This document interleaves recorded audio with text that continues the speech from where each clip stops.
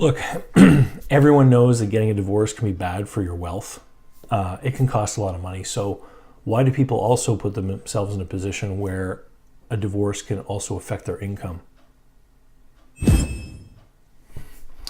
Hey there, everyone. It's David Barnett from investlocalbook.com or davidcbarnett.com, the blog site and YouTube channel where I talk about buying and selling businesses, managing small businesses, personal wealth, home economics, anything really that people want to ask me questions about. I wanted to talk with you guys today about breakups in relationships that can threaten your income. And so everyone knows that if you get a divorce and you break up from your spouse, that there's going to be legal bills and maybe the house has to be sold and all that kind of stuff. And it can get messy and can cost a lot of money and can affect your wealth. But usually in a marriage breakdown, if people are working and have a job, their income is not affected.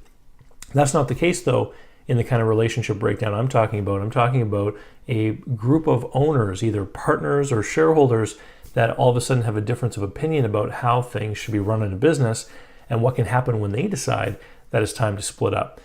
Recently, I've been dealing a lot with a couple of callers and other people that I've been working with who want to understand what a business might be worth because they're trying to figure out how they can make offers to partners to get them to leave the company because of a change or a divergence in vision, or one partner thinks the other partner isn't doing a good job, that they're not working out well and they want them out of the business. So there's two kinds of agreements that people can put in place in order to try and protect themselves. And here's the problem. It's the same thing that happens with marriage. There's prenuptial agreements or marriage contracts out there that can help protect you in case a marriage breaks down. But why do a lot of people not do them? It's because a lot of people get married maybe when they don't have a lot of wealth and they figure we're in love, everything's going to work out, and there's nothing really here to protect, so they don't bother doing any paperwork. And then when they do get a divorce, it costs a lot of money and bills have to be paid, etc. And the legal bills can be huge. Same thing happens with businesses. Often people partner up or they come together to create a corporation and they become shareholders together. And they start a business, and the business at that point isn't worth anything because they don't have sales, they don't have profits, etc. And so there's nothing really to protect. And so then they move forward, and as the business grows and becomes more valuable, then they expose themselves to more risk.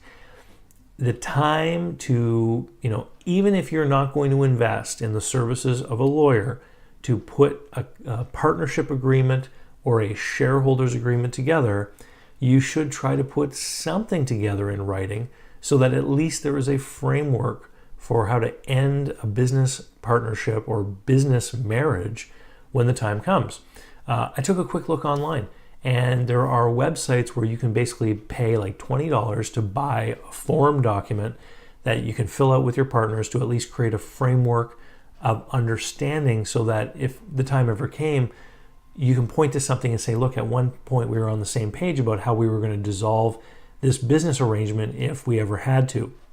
So there's two kinds of agreements out there that you need to be aware of. There's partnership agreements when people become legal partners. Now, a partnership is a form of business organization. There's three ways to organize a business. A sole proprietor, which is when you're just by yourself and you don't incorporate. And then there's a partnership, which is not an incorporation either, but it's two people come together and they work together. That's a partnership. And then there's a corporation with shares.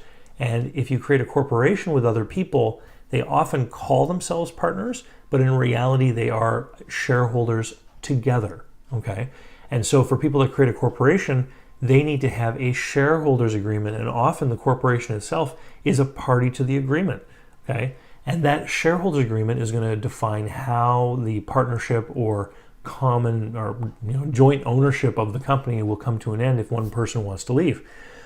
The most common tool that appears in these agreements is something called a shotgun clause.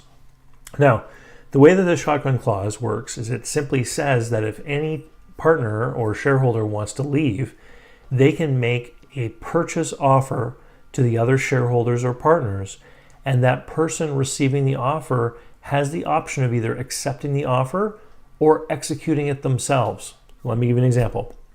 So you have two shareholders. They each own 50% of a company, and one shareholder wants to get rid of shareholder A, wants to get rid of shareholder B. So he comes to shareholder B and he says, look, I think the company is worth $500,000, so I'm willing to buy your shares for 250 grand. Shareholder B can either say yes and receive 250 grand, or he can say, I'm going to exercise this offer on you. And now shareholder A is the one that has to sell the shares for 250 grand to shareholder B. The purpose of this is to make sure that whoever comes bringing the offer brings a fair offer, right? Because if you bring a lowball offer, the other person is likely to execute the offer, and then you just walked away with less maybe than you should have gotten for your shares. Now, it doesn't have to be equal partners. One partner could have 30%, one partner could have 70%. And of course, that just means that if the company is based on a certain value, one person is going to pay more than the other because there's more shares outstanding on the other side of the table. So I'm in the middle of packing up because I'm on my way this weekend to my annual mastermind group retreat, where I get to review everything that I've done in my business and my personal life in 2016 and then set my targets and goals for 2017. I've already got a list of things that I intend to do, which will be of big interest to you guys out there in blog and YouTube land. And so I can't wait to get back next week, because part of holding myself accountable to what I want to achieve is making sure that people know what my goals are, so that it would be really embarrassing if I didn't follow through on them. So last year, I put a couple of personal goals out there, climbing a mountain here in New Brunswick and hiking a long distance hiking trail that we have here as well. And I managed to do both of those things because I didn't want to have to admit that I had failed to all of you guys. So this year, I'm going to be a little bit even more bold.